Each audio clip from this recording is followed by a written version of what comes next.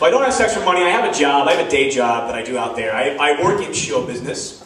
I transcribe audio for closed captions. That's what I do for a living. I actually do. So if you guys ever know anybody who's hard of hearing, or if you're ever bored at a sports bar, you're welcome. That's what it is. In case you guys don't know, it's the text on the screen for movies for the hearing impaired or whatever when it's on mute. And so that's what I do. And I work for a very low budget. We're a very small company. We don't do big cool things. I do a lot of things for Netflix, and then I do a lot of for some reason a lot of dirt bike videos. I don't know why we get a lot of those, but we do. It's like Fuel TV. So a lot. I learned how to spell whoa, which is W-H-O-A, and it's whoa, dirt bike. And then also I close caption porn. I have to close caption pornography. Because legally, if it goes out on any pay-per-view channel and it's actually being broadcast, they legally have to have captions on it. It's totally true. And what I do is, it's not good porn. I'm not captioning the pizza guy's dialogue or something like that. What I'm captioning is the guy behind the camera. Okay, sorry, I screwed that up. What I'm captioning is, it's very softcore porn where it's just a girl dancing.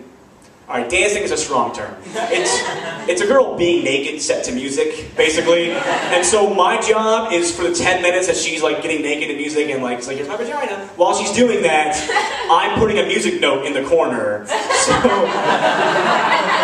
that if you're watching it, you're like, oh, music's playing. Alright. Let's see where they're going with this. And then 10 minutes later, new girl, guess what, guys? Brand new music note. That's how, a little out point, little in point. That's what I do. And I kiss the microphone for some odd reason. But once in a while, they'll throw me a weird curveball, and they gave me one recently where it's a genre of porn called casting couch porn, where what this is they brought a girl in who responded to a modeling ad, and eventually, what I'm basically captioning is the guy behind the camera who is explaining to her that she will have to get naked if she wants to get paid today. So after a while, my porn transcript starts to sound exactly like a 911 transcript.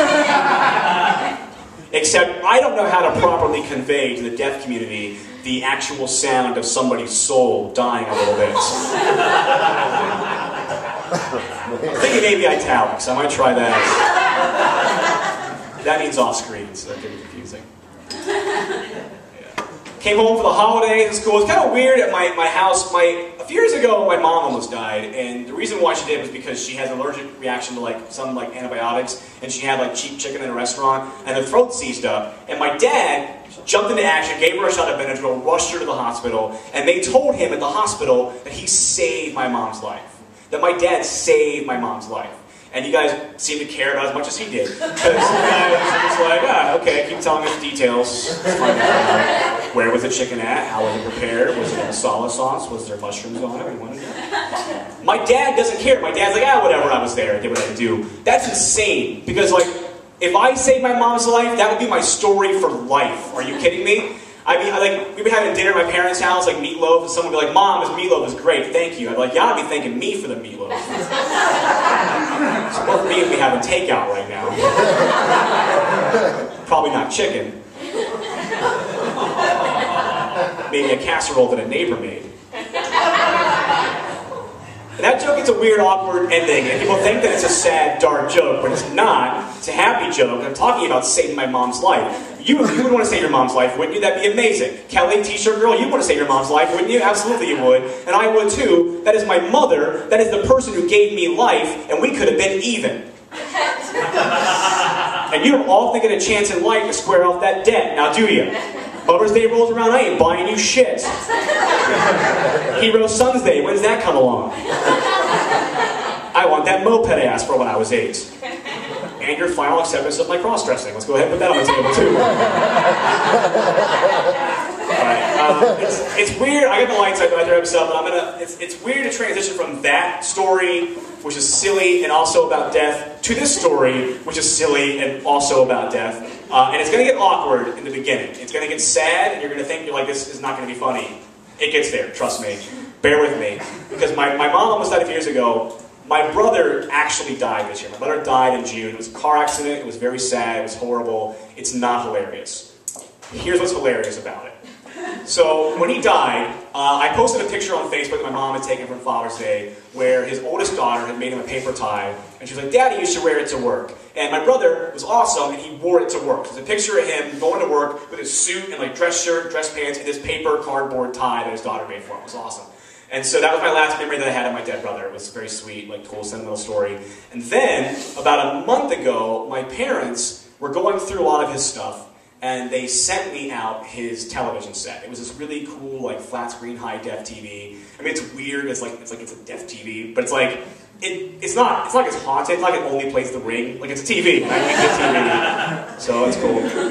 But I got it, and it didn't work right away. And I was pissed. It has a built-in DVD player, and I was trying to put a DVD in. Mr. Fox, in case you're wondering. I was trying to put it in, and it wouldn't go in. And I was pissed, because I'm like, what do you do with a broken deaf TV? Like, you can't go to Best Buy and walk up to the Geek Squad table like, hey guys, I got this TV, DVD player's not working, it's broken, and hand it to them. They're not going to be like, ah, you're right, we'll go ahead and take the TV back, and here's your brother. Like, that's not going to be, that's not going to happen. That's not where it gets good. So, here it is. Guys, good news. Somewhat happy ending. DVD player works great. The reason why DVD player wouldn't play the DVD I was trying to put in it is because there was already a DVD in the player, and that DVD was a film by the name of My First Gangbang Part 2. So you guys, fuck that paper tie story. My last memory of my dead brother is finding the last porn film he watched in my definition on his TV. And that film was called My First Gangbang Part 2, which I didn't caption. And my friend was like, well, was it any good? I got no idea. So I'll tell you what I am not going to watch is My First Gangbang Part 2. I can't think of any creepier way to get off than on the last porn film your dead brother watched before he died. And I have a severe problem with the title, My First Gangbang Part 2. You are not allowed to have a second first gangbang. It has to be called My Second Gangbang, unless it's just one really long gangbang that they had to split into 2 parts. Like it was the Kill Bill of porn. Like there was just one really rough day on set where some stressed out producer came running in and was like, oh my god, you guys, we are out of film, but we are not nearly out of dicks. Alright, thank you guys very much. I'm Silverman.